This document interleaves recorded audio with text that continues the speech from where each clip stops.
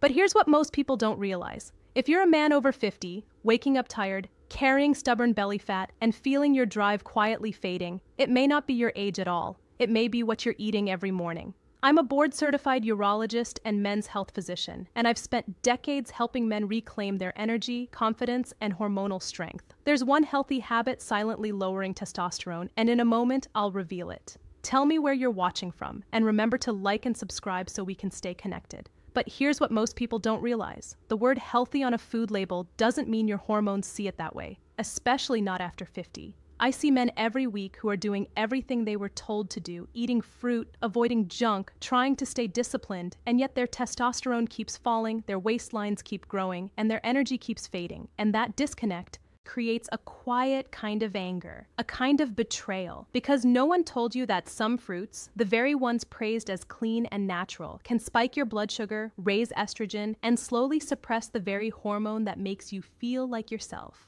I want you to understand something important about testosterone as you age. After 50, testosterone isn't just about sex drive. It's about whether your muscles stay firm or melt away, whether fat goes to your hips and belly or stays under control, whether you wake up clear-headed or foggy and tired. Testosterone is your body's internal signal for strength, drive, and metabolic order. And when it drops, your body doesn't just get older. It gets confused. It starts storing instead of burning. It starts converting instead of building. It starts protecting fat instead of protecting muscle. Now, here's where sugar enters the story. When you eat something sweet, especially something high in fructose, like most fruits, your blood sugar rises. Your body releases insulin to deal with it. That insulin doesn't just move sugar out of your blood. It also sends a message to your cells. Store energy, shut down burning. And that's where testosterone begins to suffer. High insulin levels directly block testosterone production in the testes. I've measured it in blood work thousands of times. Men who spike insulin frequently almost always have lower testosterone. Not because they're broken, but because their bodies are constantly being told to store, not build. Your liver plays a massive role here too, and most men don't know this. The liver is your hormone processing center. When you overload it with fructose, the kind of sugar found in fruit, it has to decide what to do with that excess energy. And one of the things it does is convert it into fat and into estrogen. Yes, estrogen, that same hormone we think of as female. Men, the fruit lie, make it too. But when it rises too high, it acts like a brake on testosterone.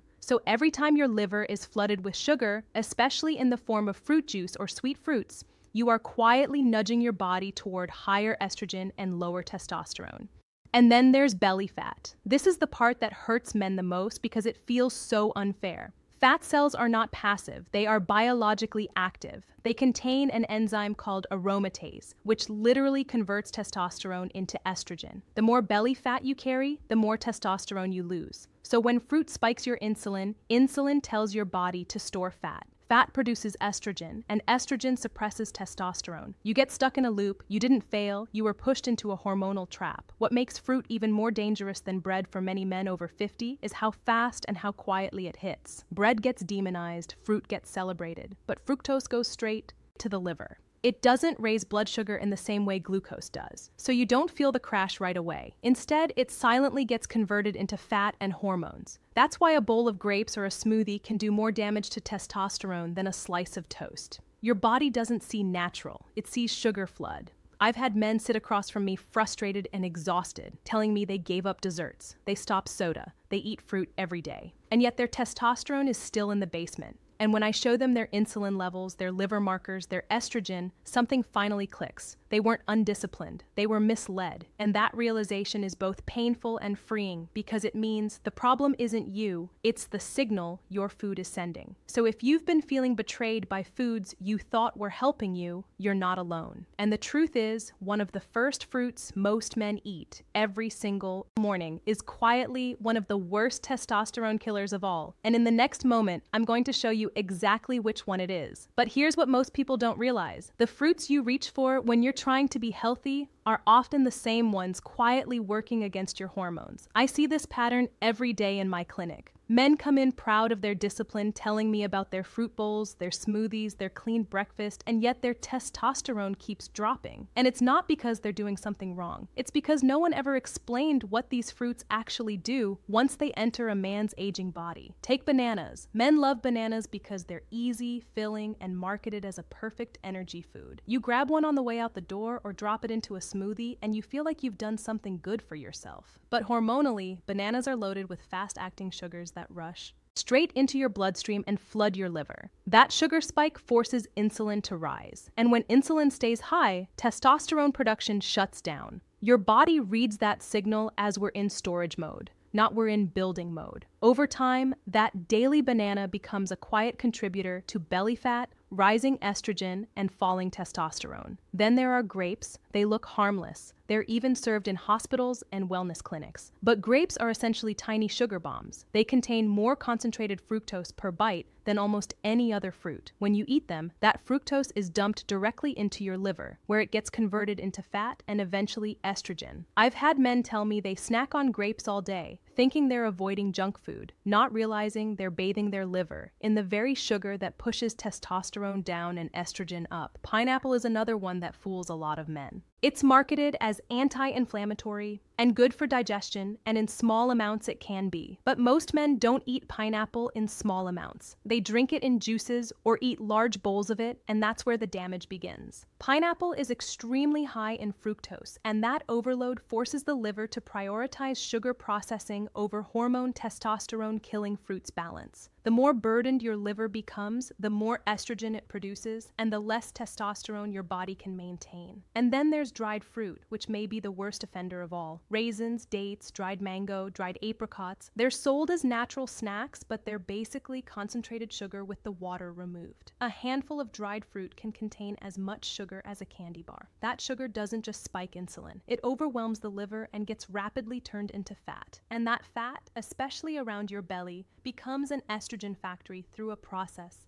called aromatization, where fat cells convert testosterone into estrogen. The more dried fruit you eat, the more you quietly flip the switch away from masculine hormones. What makes all of this so frustrating is that doctors rarely warn men about it. Nutrition guidelines lump all fruit into one healthy category. They don't account for aging hormones, insulin sensitivity, or liver overload. And most medical training still treats testosterone decline as inevitable instead of diet-driven. So men do exactly what they're told and still end up feeling tired, softer, and less driven. That's why I want you to hear this clearly. You weren't weak, you weren't undisciplined, you were misled. These fruits weren't designed for a 25-year-old metabolism, let alone a 55 or 65-year-old hormonal system. Your body processes sugar differently now, and when you keep feeding it high fructose fruits, you keep sending the wrong signal. But here's the hopeful part. Not all fruit works against you. Some fruits actually send the opposite message to your body, a signal that supports testosterone, reduces insulin spikes, and protects your liver. And in the next moment, I'm going to show you the fruits that do exactly that. But here's what most people don't realize. Your body never forgot how to be strong. Even after 50, even after years of mixed signals and sugar spikes, your testosterone system is still there waiting for the right message. And that's what the right fruits do. They don't flood your blood with sugar. They don't overwhelm your liver. They gently tell your body it's safe to build again. And when that signal returns, everything begins to change. Let's start with blueberries. On the surface, they seem simple, but metabolically they're powerful. Blueberries are low in sugar and high in compounds that improve insulin sensitivity. That means when you eat them, your body doesn't have to release large amounts of insulin to deal with the sugar. And when insulin stays low and stable, testosterone production is protected. I've seen men add a small serving of blueberries to their breakfast, and within weeks, their blood sugar and inflammation markers start to improve. Less inflammation means less stress on the testes, and that's where testosterone is made. Pomegranate is another quiet powerhouse. It's been used for thousands of years as a symbol of vitality, and modern science now understands why. Pomegranate helps increase nitric oxide, which improves blood flow, not just to the heart, but to the testes as well. Better blood flow means better nutrient delivery, and that supports hormone production. Even more importantly, pomegranate has been shown to lower cortisol, the stress hormone that directly suppresses testosterone. When cortisol falls, testosterone has room to rise. That's why men over 50 who often live with chronic low-grade stress respond so well to it. Then there's avocado. This one surprises a lot of people because it doesn't taste sweet at all, but that's exactly why it's so good for you. Avocados are rich in healthy fats that your body uses to make hormones. Testosterone is built from cholesterol, and when you eat the right fats, you give your body the raw materials it needs to produce it. Avocados also slow the absorption of any sugar you eat with them, keeping insulin low and steady. For men over 50, whose insulin sensitivity is already reduced, that stabilizing effect is priceless. Kiwi is another fruit that works in your favor. It's low in fructose and high in vitamin C, which helps reduce oxidative stress. Oxidative stress damages the cells that produce testosterone. When you lower it, you protect those cells and allow them to function properly again. Kiwi also supports better sleep by helping regulate serotonin and melatonin, and sleep is where a large portion of your testosterone is made. Better sleep means better hormones. This is why I tell my patients something that surprises them. You don't need supplements yet. Your body still remembers how to be strong. It just needs the right signals again. When you choose fruits that support insulin control, reduce stress, and nourish your hormone-producing tissues, you start to reverse the damage quietly and testosterone-boosting fruits naturally. And men over 50 respond even better to these fruits because their bodies are more sensitive to signals. Now, when you remove the noise of sugar spikes and inflammation, your system becomes more efficient. A small change creates a big shift. But there's one more layer to this that almost no one talks about. Even the right fruit can work against you if you eat it at the wrong time or with the wrong foods. And in the next moment, I'm going to show you how timing and combinations determine whether fruit heals your hormones or harms them. But here's what most people don't realize. Fruit itself isn't the enemy. The real danger is how you eat it. I've watched men do everything right on paper, choosing the better fruits, yet still struggle because of timing and combinations. Your hormones don't just respond to what you eat, they respond to the message that food sends. And that message changes dramatically depending on whether fruit arrives alone or with support. When you eat fruit by itself, especially on an empty stomach, the sugar hits fast. Your blood glucose rises, insulin surges, and your body is pushed into storage mode. That's the exact opposite of what testosterone needs. Testosterone is a building hormone. It thrives when insulin is calm and stable. But when you pair fruit with protein or healthy fat like eggs, yogurt, nuts, or avocado, everything changes. The sugar enters your bloodstream slowly. Insulin stays low, and your body stays in a hormonal state that allows testosterone to remain active. That simple pairing turns fruit from a stressor into a supporter. Timing matters just as much. The best time to eat fruit is earlier in the day or around physical activity when your muscles are ready to absorb sugar without a big insulin spike.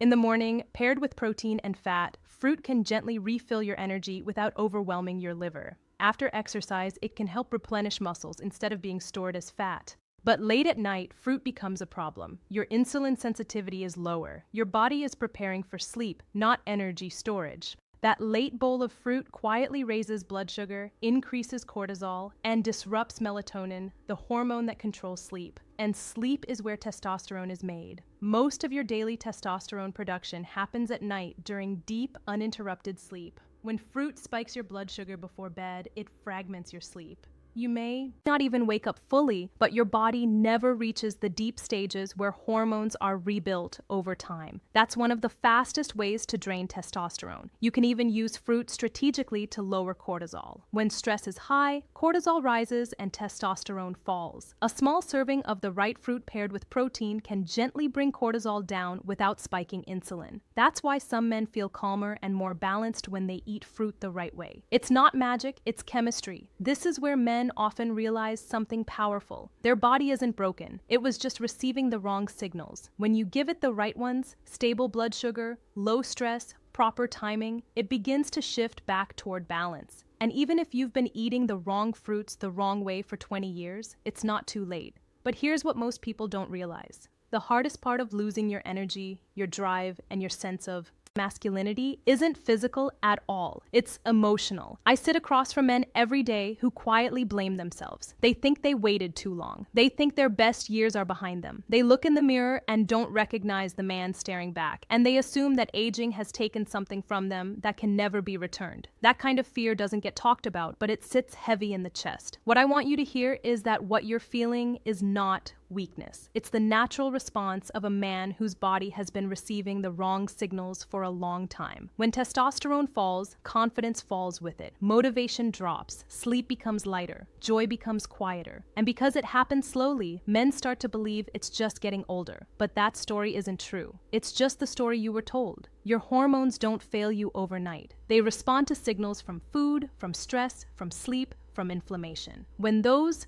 signals are wrong, testosterone pulls back. When the signals improve, it comes back. That means this isn't about damage, it's about direction. And direction can always be changed. I've watched men in their 60s and 70s regain energy they thought was gone forever. I've seen marriages heal when desire returns. I've seen men stand taller, think clearer, and feel like themselves how to eat fruit correctly again. Not because of some miracle pill, but because their bodies finally received the message that it was safe to be strong again. You are not past your prime. You are not broken. You are not finished. Your body still knows how to respond. It still knows how to make testosterone. It still knows how to repair, rebuild, and restore. It just needs the right conditions. And the fact that you're here listening, learning, and paying attention to your health tells me something important about you. You haven't given up. You still care. You still want to feel good in your own skin. That matters more than you realize. So, as we move into what comes next, I want you to hold on to this truth. Your story is not over. Your strength is not gone. And your body is far more capable of recovery than you've been led to believe. But here's what most people don't realize. If you found this valuable, it's because part of you is still fighting for your health, and that matters. I invite you to subscribe and become part of this channel. Not just for information, but for guidance that's designed specifically for men like you who want to feel strong, clear, and alive again. You are not alone in this. There are thousands of men watching right now who have felt the same quiet frustration, the same fading energy, the same worry about what aging means. And together we are changing that story. This community is about supporting one another, learning together, and reminding each other that our best days don't have to be behind us. You deserve deep, restorative sleep. You deserve steady energy that carries you through the day. You deserve confidence in your body and your mind. Taking care of your health isn't selfish. It's an act of respect for the man you are and the life you're still meant to live. And that open question I raised at the beginning about the healthy habit quietly lowering testosterone. Now you know the truth. It wasn't fruit itself. It was choosing the wrong fruits at the wrong times, sending your body estrogen-building signals instead of testosterone-building ones. When you change that signal, everything begins to shift back in your favor.